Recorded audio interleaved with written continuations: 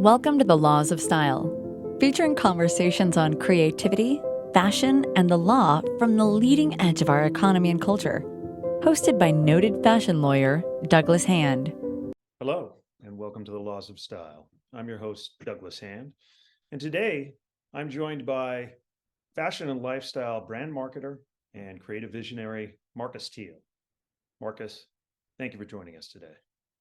Thank you, Doug. It's so exciting for me to be on your podcast, and I've been doing a deep dive since the pandemic, since there's nothing else to do except like listen and get educated, which is what I've been doing, and I've learned so much from you and your guests. Well, that is high praise. You yourself are very much an industry veteran. But in really such an evolving and changing and morphing space within the fashion and lifestyle industry. How did you make the transition from legacy media, which was where the industry was and was very comfortable, to Web 3.0 and modern media? And what has that shift meant for consumers? Well, let's see. It's a long look back from ingenue to veteran. So, and in that process, we've gone from legacy media through Web3, where we are right now. And I would love to say that, what are we talking about? 1991 when I started, to think that I had some kind of strategy going into the business. But truth is, there was no strategy involved. It was literally me and some kind of a divining rod that had taken me through all the different eras, if you will, of the business, really. It's going to be a very, very long story, and I'm going to refer back to a little bit of Bridget Foley's interview, because just to listeners love long stories. They hate me sucking the air out of the room, so to speak. So talk away. I know it's an open-ended first question, but I think the history of where the industry has had to pivot on the way in which brand and storytelling is communicated is so important. And you are one of the few people who really has lived on both sides of that border, so to speak. I have loved just doing what I do as a job, in that creative field. But the transitions between legacy media to digital, to branding, to Web 1 and now Web 3, those transitions, I think I haven't had much time to look back. And I think I'm using this podcast as a therapy session, if you will, for me to try to go back into what happened. Because I don't think I remember them that clearly, only because I'm, trying to get to the next phase, which everyone is. If you're more comfortable reclining on the couch, by the way, feel free. We can edit the shot and, get you just in a more relaxed position. There is a great Corbusier one out there that we could.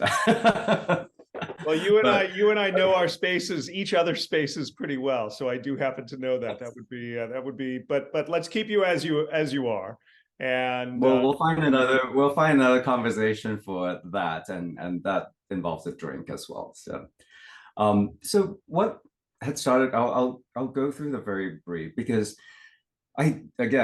my wish was I had a strategy and a roadmap of how I went from graduating college, but it just never turned out that way. I came to NYU to study film.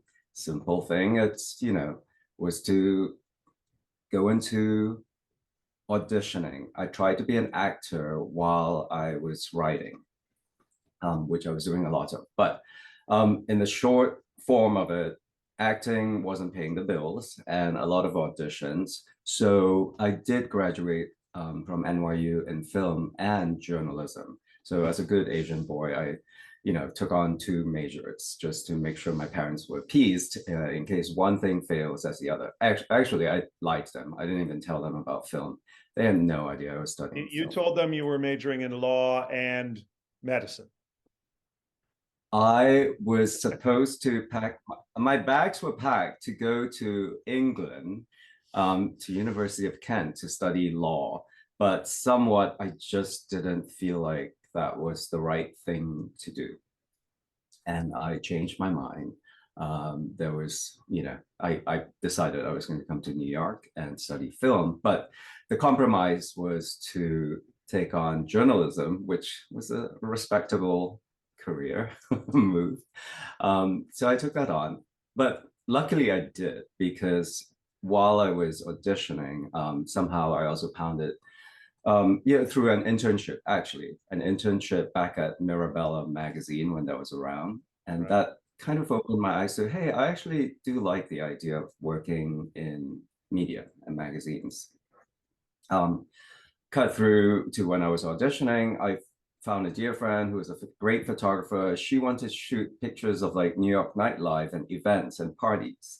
And she took me on as a sidekick, and she found magazines in Europe, mostly Italy and Germany.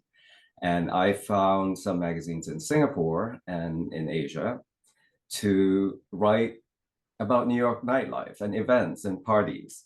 So that was my entry. And a lot of people kept saying, oh my God, you partied a lot back in the day. But this was the reason why and how I started it.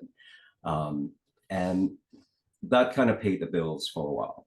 And in that, and the funny thing was, I was writing in English, but I remember having to go to a cafe on MacDougall Street to get the waitress, who's an amazing translator, to translate it into Italian. And then my Japanese restaurant friend who had to translate it into Japanese to like send it to a magazine in Japan. So you did what you can back in It the wasn't good old Cafe days. Reggio, was it? Yes, it was Cafe Reggio on MacDougall with the chocolate mud pie. I would have the chocolate mud pie while the waitress would take Yeah, I'm sorry the to interrupt, but that material. was my first apartment in New York City was right across the street from Cafe Reggio. That little Wait, was that law school? Because that was in law. It was law wasn't, school housing. If you were not yeah, inclined to be in one of the big towers, so I was not so exactly. inclined. I lived with the mice, and in a faux fireplace, but across from Cafe Reggio, which, by the way, on most Friday, Saturday nights, even Thursday nights, didn't really get to the point where you could fall asleep until about 2:30. Oh, yeah, it Anyway, was I'm pounding. completely breaking your flow as I Oh do no, there. sometimes, but no, that brings me back. So the element of, it's you probably know Patrick McMullen as well as I do. These Yeah. these positions of insight into what certainly during the 80s and 90s was really very cultural. I mean, we still very much went out, and that was how you mixed. You didn't have emails, you didn't have the internet or social media to connect. You had to physically be present. And so being out, while undeniably fun in most instances, was also pretty much a requisite in the creative industries. And I think just New York life and living. I think everyone that people are fascinated by at this point in time culturally for New York City, whether it's a Fran Lebowitz or Mickey Boardman, it just everyone went out, because if you didn't, I'm not sure what you would be doing. and prior to that, Tama Janowitz and Bret Easton Ellis. So that particular era of New York was super exciting, but it also kind of laid the groundwork to how things are done right now, even in the digital era.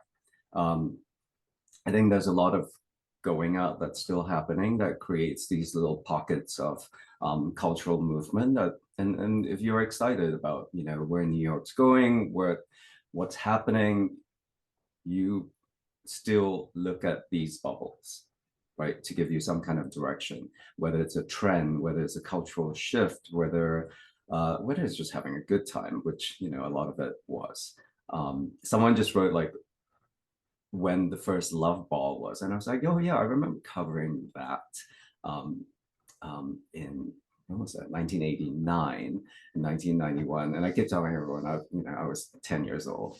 but honestly, I Well, I literally was remember there. when the CFDA kind of reprised it, they kind of underwrote it Yes. 3 or 4 years ago, which was really nice to see. But Yeah. those are definitely storied moments in New York history. And let's face it, I mean, we do have a city that, even from Harlem to Brooklyn, you can still get to reasonably easily. Unlike, if the party's happening in the Hollywood Hills and you happen to be in the Pacific Palisades in LA, Right. forget it. You're not going. Right. But it's also takes you back to that scene in oh God, like Saturday Night Fever, when Tony comes, to the city. He's ready, he's dressed, and the sun is setting, and that's when things come alive. The cultural connectors of the city, and somewhat even later when I was at first DNR, then Women's Wear and W. Um, it the excitement of watching things happen, but the business connections, the cultural connections, they all kind of swirl in this amazing, pot, right? And that still happens today. Something that hasn't changed. Which kind of brings me back to when I was, just again pounding the pavement, trying to be an actor. Luckily, I wrote several profile on fashion designers when I was doing writing. And fashion has always been somewhat, I had been adjacently interested in fashion, and had, even in London, where I was growing up with my cousin, who kind of is a big fan of Kenzo. And Kenzo at that point was owned by Joseph Etihpui, who started the Joseph stores. And Joseph in London is pretty much like Barney's or Charivari, which I later worked at in New York. So just for that particular interest in fashion, again, no formal training. I still think cultural excitement is what you need to be in fashion. I think you need to really love culture and change, and all the facets of it. But I wrote several profiles on a fashion designer, and designer Zhang Toy asked me if I wanted to work with him in fashion. He needed a PR director. He needed somebody to have had magazine access, and through my internship at Mirabella, I knew some of the editors. So that was my first foray into fashion. And the exciting thing about working with a young designer, which has not changed today, is you get to take in all facets of the business. At that point, I was the PR director. What I was interested in was fashion media, and dealing with the publications, and dealing with marketing. But at the same time, I remember before fashion shows, I was camping, sleeping underneath the cutting table in the showroom as things were getting produced. Not just doing seating charts, but like helping in beading the outfits. It's so exciting. You get to learn everything that goes into fashion. And to me, I think at the end of this podcast, I think I'm just an eternal student when it comes to the business, when it comes to traversing the changes, the evolution in legacy media to business, to Web3, through modern media, through fashion, lifestyle, accessories, jewelry, hospitality, how everything just comes into this cocktail punch. It's only because I'm just always learning. Well, so and I think it's important to have you certainly have had very specific experience in jewelry. Really with two of the storied houses on the planet. I mean, the Dutch brand Georg Jensen, of course, and then the massive global Hong Kong-based brand Chow Tai Fook. But maybe, well, let's start with, what is it about jewelry that you find appealing?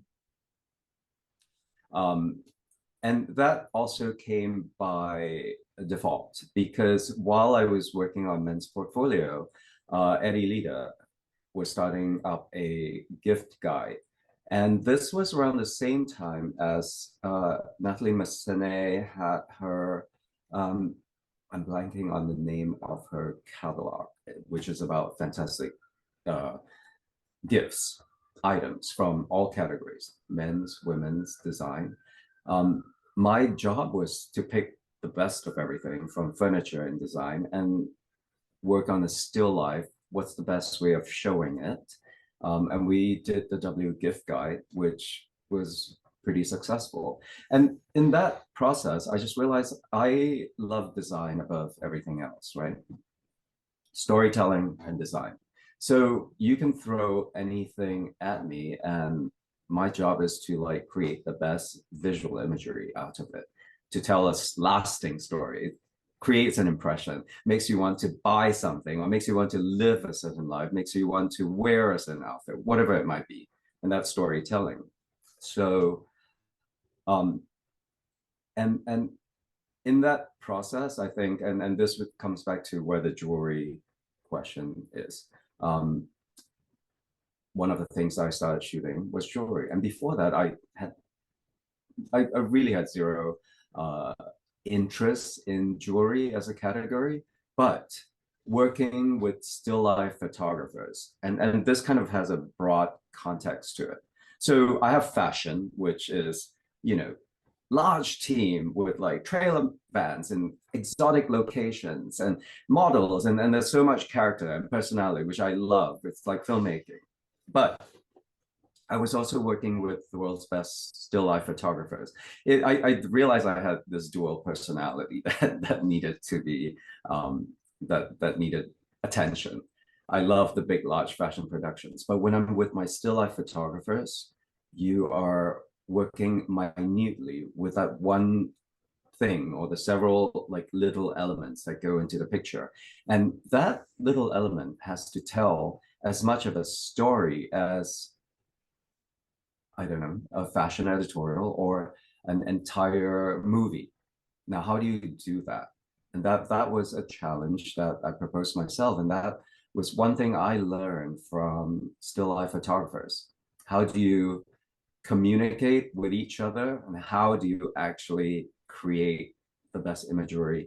And that's how I really got into jewelry. When you start looking at it and scale it, I'm like, it's sculpture. That's why jewelry is fantastic. That's why Elsa Peretti is who she is. You know, that's why David Webb puts together all of this like elements to create. That's how David Yurman, and you know, the cable on a wrist to me didn't mean that much. I hate to say it, but when I have it in front of me in the camera, I was like, this is spectacular. It's beautiful. And that's how I really got interested in jewelry in the beginning. And here's the one thing: when you work with communicative, highly skilled communicators, which we'll come to the big picture of how to be successful in this industry, I really appreciate highly communicative people. There's a photographer I work with, Greg Broom, who somehow when I was listening to him like describe, you know, how to place the Tag Heuer watch in a beaker of water, but just the communication that we had made it so precise that you get things done right and correctly. And I think that's really, really important, because if you get your communication right, you can create the best images. It also allows room for things that will shift, and that in that process, you're like, oh my God, you just suddenly got the best image ever.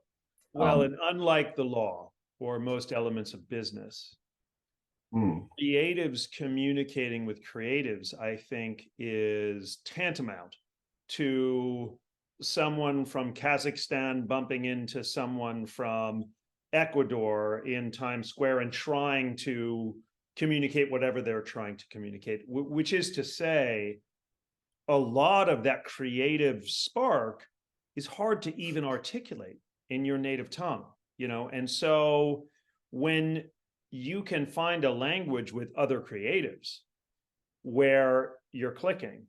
You are understanding what she says or he says, and you're able to execute on your element of expertise in that environment, whether it's the lighting or the choice of lens or just the choice of photographer or model. That is priceless, but hard to, it's like creating a symphony, right? But all those elements are so necessary, and I think also it comes to the success of the early years of W, and how Dennis had created these images that speak a certain language, like fashion and film, right? They're all their own language. Someone, you can just show a still from a particular movie, but if it moves somebody from, like you said, Kazakhstan or Romania, it moves the person the same way, then we've achieved our goal. You know, and we're all quite aware, like, we're selling emotion in some way, we're selling something, or we're conveying a story. So that comes into marketing, which, you know, I truly think that my filmmaking experience has been quite important in later marketing work, which I still, you know, marketing is not my favorite thing, because you're trying to sell somebody something that they don't want yet, unless I believe in the product, which is how I've come to pick who I work for. Well, storytelling, extremely important. You know, no mystery to me that Tom Ford will go on to direct multiple additional films, you know, after his life as a designer. But back to jewelry and its draw to you. And I loved what you said, because there's a legal relevance to it, candidly, in terms of jewelry being part, really, sculpture and art. I mean, with apparel and accessories and other fashion items, there's an undeniable useful element to them. I don this coat because it's cold outside today. I wear this watch because it tells me the time. But when I put a pendant around my neck, there's actually no articulatable useful function to that other than adornment. And so it falls onto what intellectual property law loves, the artistic side of a spectrum, as opposed to the utility side of a spectrum, which affords it a lot more protectability. So back into jewelry, I mean, you have had quite a bit of experience with major jewelry brands, and you've also articulated that the focus is usually on the actual piece itself, and so you don't get usually grand vistas. You get moody lighting, and you maybe get a woman's arm or a man's chest, or, you know. So what are the challenges within such a confined space to storytell with jewelry? I think getting the story right is a challenge across the board for everyone. So I also don't think that, you know, I think the demands from the, I don't know, from the market to show jewelry a certain way has always been, you know, it's a little bit of my art, because I feel like that's how I work. I'm like, listen, this is how everyone's doing it. How do we tell the story in a different way, right? Or how do we communicate the story in the most concise manner so that the story is told? And that separates different brands. Like John Hardy has a very strong story, and that continues on depending on whoever the creative director is, and they've gone through so many. So we're excited to see what this new iteration of it would read, you know, at the helm. So, but, well, let's just say, I don't think it's a challenge, because I've just seen a lot of younger, new upstart jewelry designers, and I do think that they all have strong stories that a larger brand is not able to to embrace, because they're so encumbered by, sales and production, and who do they need to sell to the masses, right? And I think that particular model of like challenge in storytelling is the same in fashion. So I don't think it's that difficult. And to your point, the idea of adornment, it goes beyond that, because jewelry has, whether you believe it or not, spiritual properties. There are amulets. There are protective properties. There are also, through the history of time, a defining sign of your status in society, and that, sad or not sad as in this age, it's still a pretty it's still pretty adhered to. But also, I'm going to jump a little bit, because you mentioned about like fashion and how cultural signs, right? Like what a person wears shows who or what they are, or the story they convey. We went into like how if you are, in the middle of in Warsaw and somebody wears, I don't know, a fortunate dress to a party, you're like, okay, this person knows what they're talking about, right? And if you go to, a wedding and the bride's wearing Simone Rocha, and the wedding could be in Orange County, which I don't know, I haven't gone to an Orange County wedding where someone wears Simone Rocha, but let's just say, then you're like, oh, I know. And you're creating your cultural tribe, right? So these particular like little cultural signs, it's what jewelry can tell. It's the same thing as fashion. So there are a lot of stories that you can compact into a visual. And by visual, I do mean like, it's not always a still. The still is a challenge, but a still can be from video. And the great thing about my work and my experience in the past is like, in the last, 15 years, video and content requiring moving images have been so it's a necessity. And that goes back into my good old film training, which I thought was a little bit lost in the early years of like fashion and marketing. So yeah. Well, absolutely. I mean, the moving image much more dynamic, but challenging, particularly with an item which has sculptural elements, but such an opportunity to show it in different environments. And I'll not question you on whether that was Orange County, New Jersey, or Orange County, California. I suspect the latter, but nevertheless. Speaking of places far afield, interestingly, you've done maybe as much work as you have in jewelry in hospitality. So tell us about that, and tell us about how you feel, fashion and hospitality are simpatico. So when Bridget asked me to do I was responsible for like, I think it was 5 years of the what was a trend page where we pull in every discipline from design, men's, women's, furniture, art, jewelry, and try to tell like a trend story in one page. I kind of realized like it's so interconnected at this point in time, what lifestyle is. And we're talking about 20 years ago. And it made sense when I think you had brought up that Bulgari had the Bulgari hotels, and Armani was starting post Armani Casa. They were starting to look at hospitality.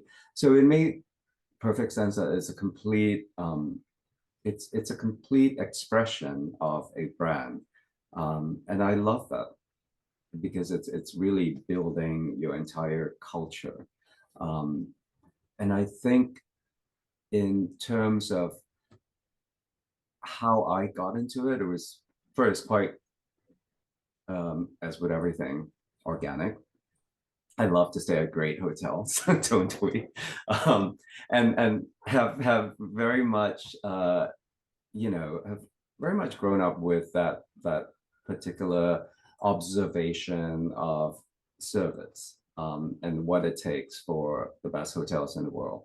But at the same time, the structure, the space also needs to tell a story, right? The same hotel in Bali may not convey the same story in Lake Como, for example. And how do you actually capture the essence of that particular hotel? The Four Seasons group has done quite well. I just recently stayed at the Four Seasons in Langkawi in Malaysia, and it somewhat reminded me of the service I would get back in Milan, for example. And that particular thread is really important in creating a sense of hospitality, a sense of space, a sense of service, an expectation that you will get everywhere else, but with a cultural shift. Like, I do want the same kind of service and all that, but I don't want to be in the same padded room in different countries. So I think that makes it really interesting. Not so much of a challenge, but like creating, it goes back to film. Like, what's the difference between a Wes Anderson movie, a Sofia Coppola movie, than a Michael Bay movie, for example, right? The cultural, aesthetic, like preciseness of it is wonderful. And once you've got that setting, you let emotions and everything go crazy, which I still think is how I approach my work. Yeah. Yeah. No. I mean, what was the question? I feel like I've just ran. No. I mean, look, these are there's a weaving to all of this that's undeniable. And we could name, 20 other directors that have influenced personal style and perhaps hospitality and other elements. But to focus so obviously Bulgari, with a chain of exceptional hotels, and it does seem that jewelry in particular has embraced hospitality as affixing their brand to it and finding it brand appropriate. Perhaps apparel, fashion, more focusedly considered in apparel, has done less so. I mean, Armani you mentioned, and that's undeniable.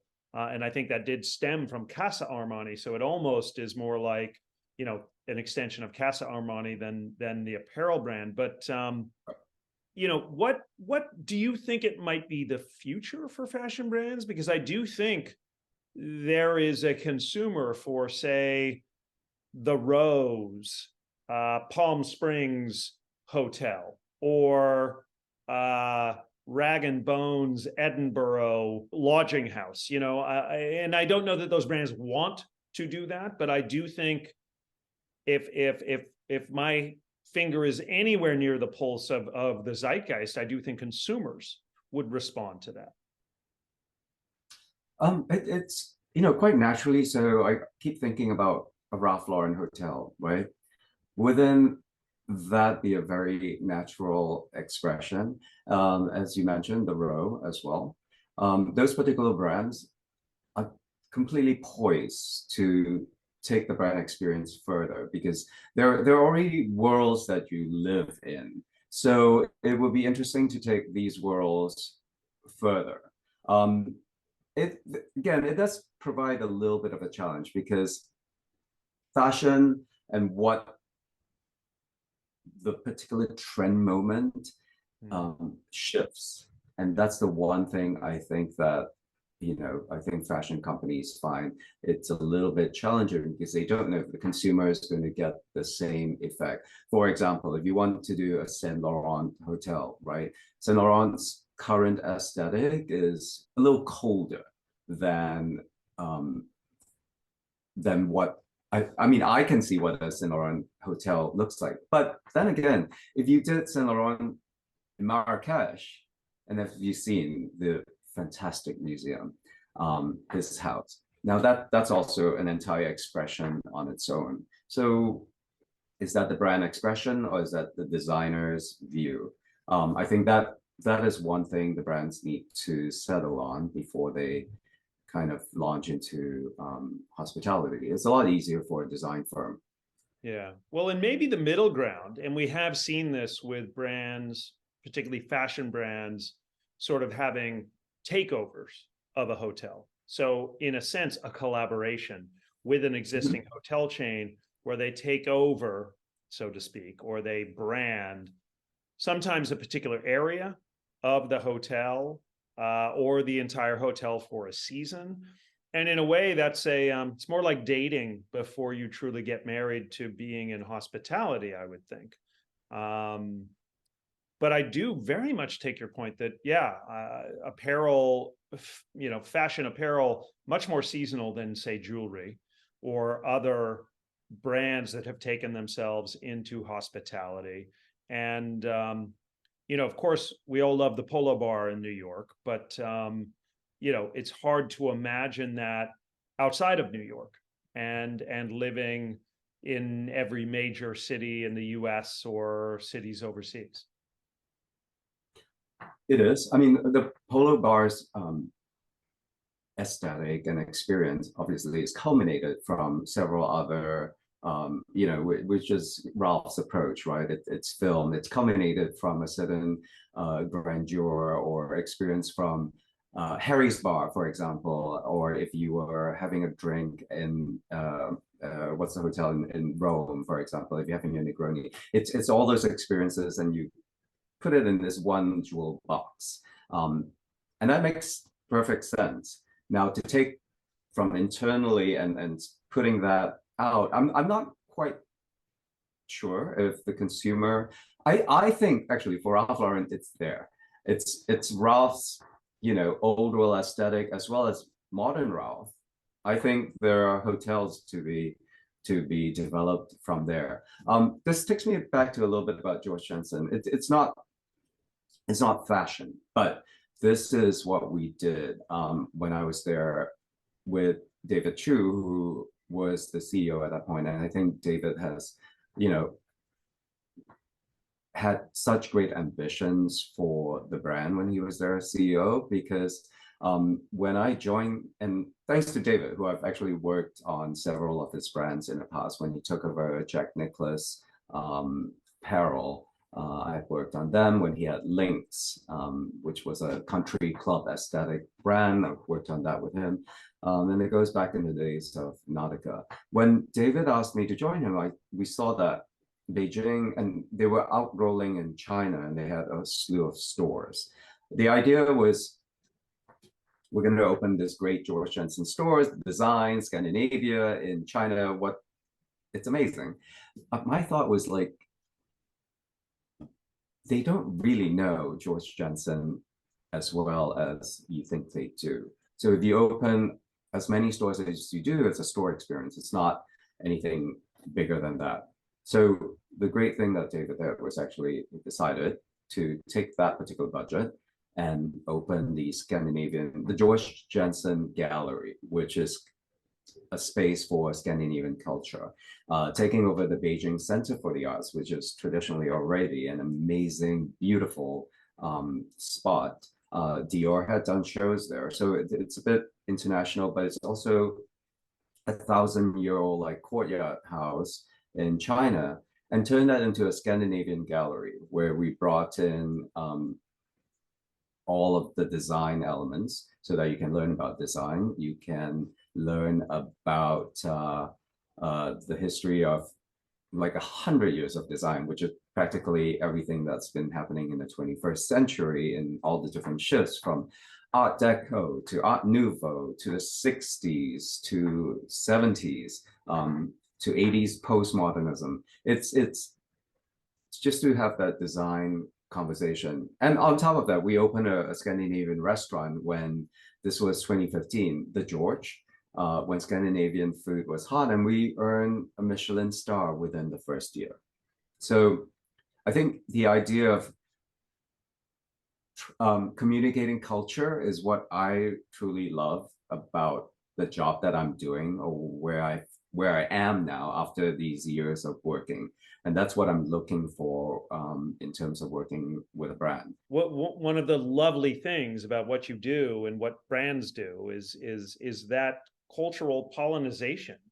I mean, in a way, I have this vision of you as like a bumblebee or a butterfly who has flipped from one particular flower to another, and you're assisting in really just a cultural fluency, albeit at a very luxury price point and to a luxury consumer, but therein lies the challenge of consumerism. Well, I feel like I'm a working diplomat when it comes to the brand.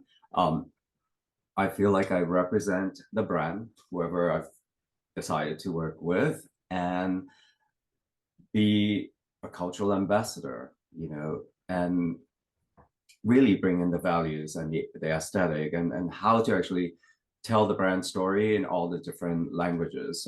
And this kind of goes back to like how I grew up. I don't think I would have it came naturally, because I think I was in KL till I was 11, and then I was sent off to boarding school.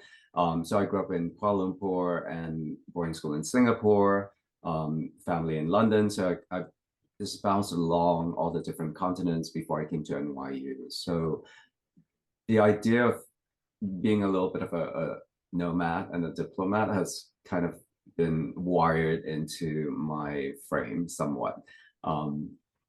And that's what I enjoy doing. Yeah. Yeah, no, necessary skill set, but hard to plan for. So let me pivot and somewhat rapid fire, because Sure. I stretched you thin on certain elements. For you, hackneyed question, but I want your answer because I'm very interested in it. What is the difference between fashion and style? Simple answer is fashion is ever evolving. It's a constant shift. And fashion is also a cultural, what's the word for it? You kind of read cultural signals from fashion. Style to me is very individual.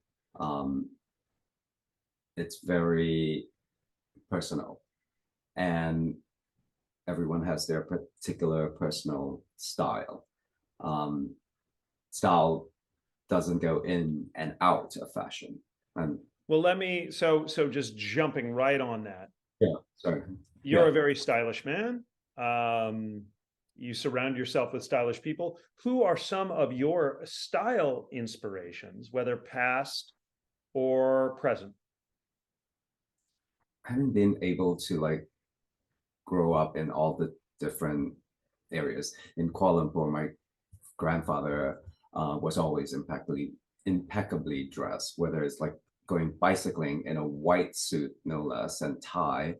And we have photographs to prove this, to just wearing his white, singlet, which is a tank top, in his older years, and smoking his pipe in his like perfectly tailored pleated pants. And he was wearing a singlet, smoking a pipe with hair perfectly done. I think growing up with men who took care of themselves and women who took care of themselves had, a distinct impression. And then from then, I always think that you should have a certain basis and a foundation. Once you have the foundation of taking care of yourself, then you can go punk in every way, which of course, when I got to London, it was like an explosion of what you can do with fashion. And it's absolutely fascinating. And I wish I could be all these characters. And that's probably the actor in me that want to like emulate everything. But ultimately, I do lean back to a certain way of dressing, which I think fit is very important to me. And it's not just the one way. And I feel like I've gone through all the different trends. I think back in the day when I was working with Brooks Brothers, and there was a long client. I've worked with Brooks through the three different owners. And undeniably rooted in that is leaning into tailored clothing. What is it about tailored clothing that to you, is it the tradition of it, or is it the actual functionality, if it can be described as such, to kind of take any man's body or woman's, candidly, and you know, kind of put the proportions in a more eudaimon, if I can use my Greek, you know, or just a more archetypical sort of narrower waist to shoulders profile, you know, perhaps hiding some bodily flaws as one ages. Is it that, or is it just a nod to the tradition of, you know, men have been outfitting themselves this way for hundreds of years now? Well, I think one, it's men have been outfitting themselves for a long time in terms of tailored clothing, but that's not without the slight shifts in proportion and fit, and not even going into, you know, somebody who's getting larger in life or not, but even that amount of shifting, that's actually an indicator of, like, you know, how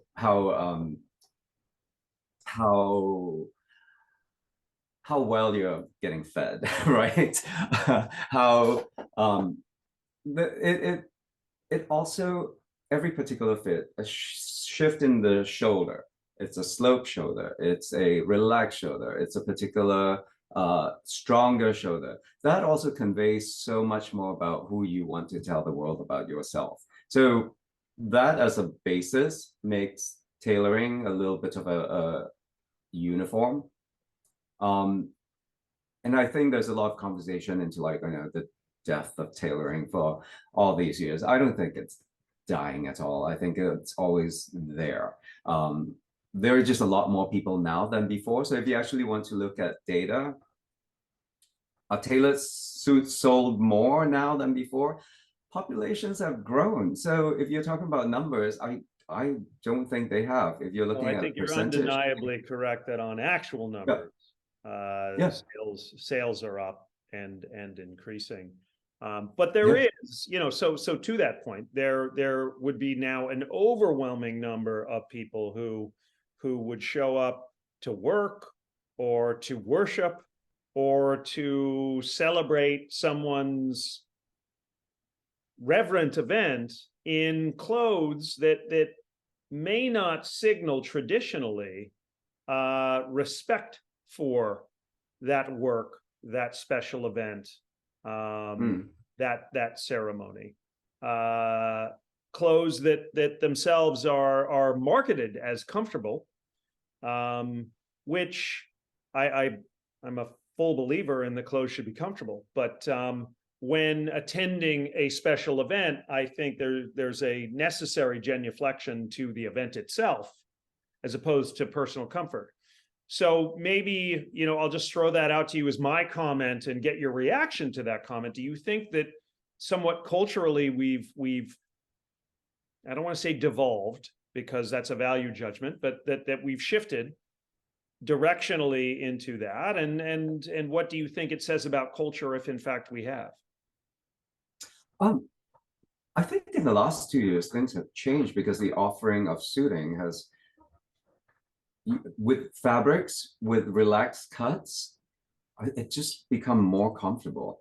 It's so easy to put on a suit and a sneaker, and a great sneaker, which I'm a big fan of. I wear my white Converse with a suit, and it instantly just, I feel great. To me, it's like wearing pajamas, which I actually do wear pajamas under a suit as well. But to me, it's like wearing pajamas. It's also like wearing a fitted sweats pants and sweatshirt, right? And men have done that combination. But maybe my style icons can reveal a little bit of like what a suit actually does. So you asked what the style icons were earlier. So my style icons are it's Michael Chow, who's fantastic. It's Brian Ferry, And my grandfather, right?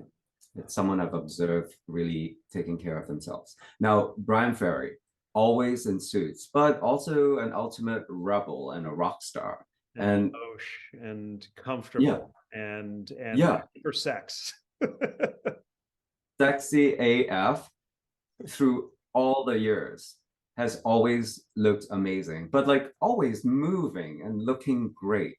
Michael Chow loves fashion in his own particular way because, you know, he's always impeccable when he is with an audience in his Hermes handmade suits and the John Lobb shoes. But when he's also painting, if you've seen recently, this thing has completely left the most indelible mark. I was in Miami. We were shooting a story based on Michael Chow for GQ. And I had my model, who is actually Tony Thurnberg, who's fantastic. He's still working. He's a Swedish, half Swedish, half Chinese model. He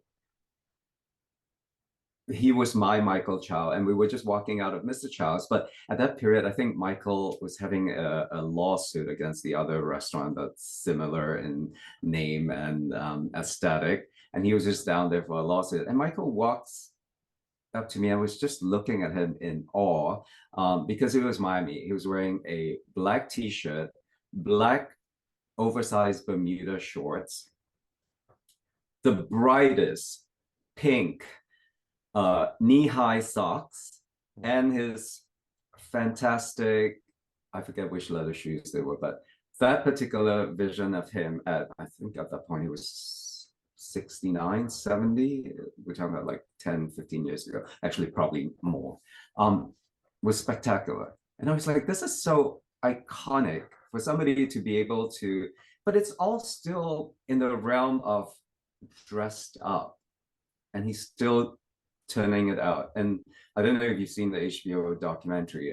He looks fantastic as he's like spreading paint all over the place, still completely impeccably dressed at 79, 80. Yeah, Yeah. he's definitely a style icon.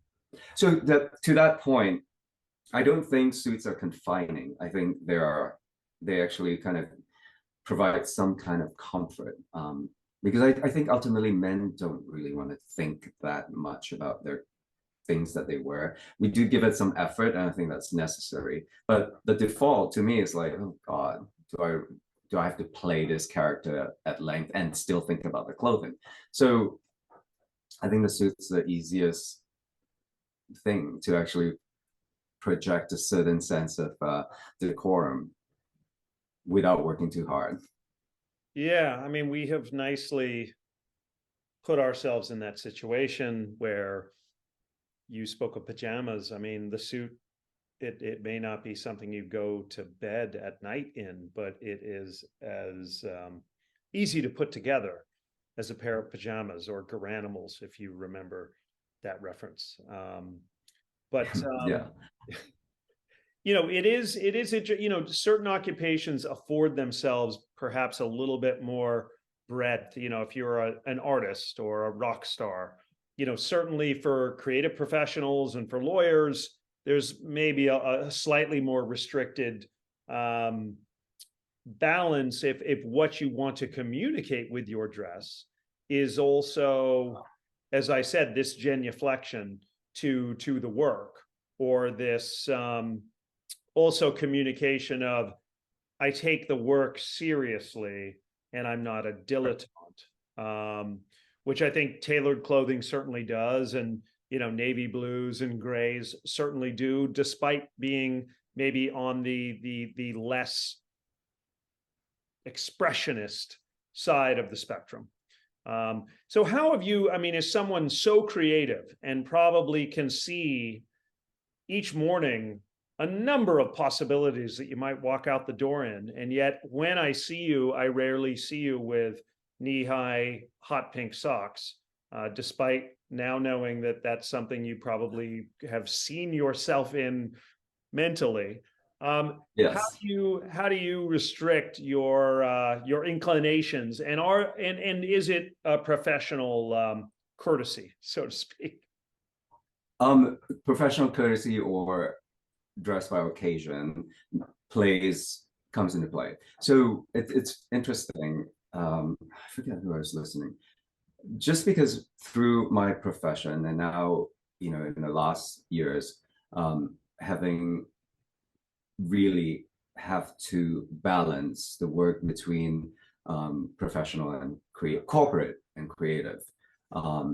I take that into consideration because, fortunate or unfortunately, corporate has certain thoughts and ideas and limiting ideas about how one should dress. So I always do think, like creative people think I'm kind of too corporate. And then if I'm with corporate people, they think I'm a little too creative, which I don't think is a bad place to be. I just need to know how to finesse that. And I do that with my dress. So I think if you see me much in a much more pulled together look, it's probably in a setting where, I can't be as crazy as I want to be. That being said, I do throw the rules out the window because I think after being around for such a long time and still being a student, it goes back to when growing up in a school where you have to wear a school uniform. You have to break the rules. You learn how to break the rules in your little way, whether it's a pink sock, a crazy sock, when you're actually supposed to wear white socks, white shoes with the uniform you're wearing. I remember going to my first to Singapore for boarding school, and I thought, oh my God, I'm going to this boarding school. I just knew that it was like a white shirt, navy blue shorts situation. So I turned up in a white shirt, big Bermuda, navy Bermudas, knee-high black socks, and church's leather shoes. And everyone in Singapore, and they're all in sneakers. They're in school uniform, but in sneakers. Everyone turned around like, who is this, dudes that just walked in to our school? And maybe from that, but also from that one little incident, I realized, hey, I don't actually have to work that hard. You can do exactly what everyone's doing. Just turn the volume up a little bit more, and you get the attention you need. No, that's well put. Well, last question. Sure. Well-traveled and well-lived as you are, I would be very interested to hear, and I will try to restrict it to 3 of your top cities for men's style. I do wish I can get really creative here and say that things have changed. I've loved every city I've been to because like Copenhagen has a very particular distinctive sense of style. But it's also a very particular aesthetic that kind of permeates throughout an entire city. So it's not very particularly white, like ranges of style. So it still goes back to London for its ability to completely thrill and throw and be punk, really. And I still think that exists. New York, because it does have a certain range, because people do think that New York are out there buying particular brands because of their appeal. And maybe it's a reflection of fashion, but if you're out there in Brooklyn any given day or the L train, you see people really breaking the rules. And to me, that's really inspiring. Parisians and Paris, because I do think innately there's a particular sense of style. So those 3 are still the cities, despite my like global nomad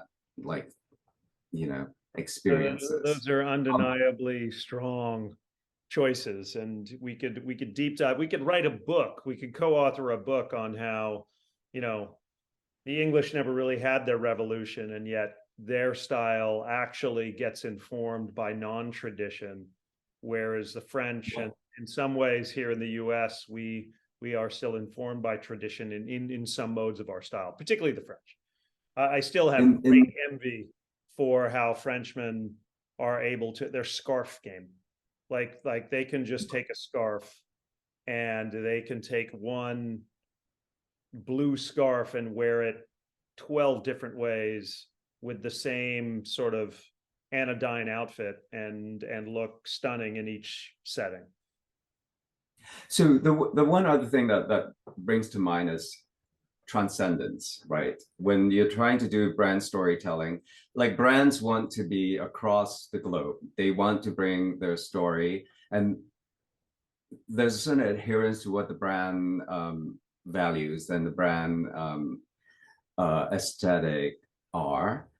But I also think that it's really important for brands and storytelling across all the different product categories to be able to connect with the culture, with the global culture that they're descending into. And I think today, and I'll leave with one thought, it's made things more exciting to me in terms of brand creation. When I left legacy media, I moved right into, that was when websites were being developed, right? The new world of digital marketing. And I remember like starting a website, everyone's like, do something really pretty for us. No one's going to go shopping online. That worked out quite well for me, and I'm very happy with that. Yeah, God, those days when the website was like a postcard as opposed to really your flagship store. Yeah. And the days when, when you shot fashion stills because it had to sit on the website in the same way as it does in magazine print, things have switched quite a bit. And I think this goes into a conversation of like, oh, has digital ruined retail? And retail has completely gone disarray because of DTC.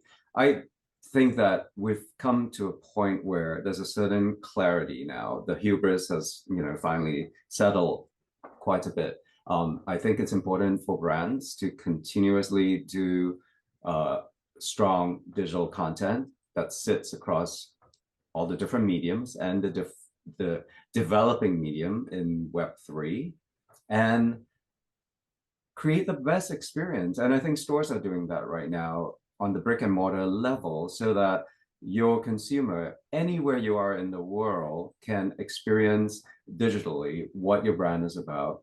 And they can go into these special experiences in certain cities where they will really get the full-on experience of what the brand is. So I don't think the challenges, I don't think the operations have changed. I think the challenge is to really define your brand and the actual experience, which touches on hospitality in its way. How do you really get a brand to express itself globally? Well, Marcus, that's a great parting thought. We are out of time. Thank you so much for joining us today, and thank you everybody for listening in. Marcus, I will see you soon in real life, as both of us prefer. Doug, thank you very much for having me, and yes, see you in real life with let's have a toast. Happy holidays and Happy New Year. Happy holidays. Thank you. Bye now, everybody. You've been listening to The Laws of Style with Douglas Hand. For more information, go to our website at www.hballp.com. And you can also follow us on Instagram and Twitter at Hand of the Law. Thank you for tuning in, and stay stylish.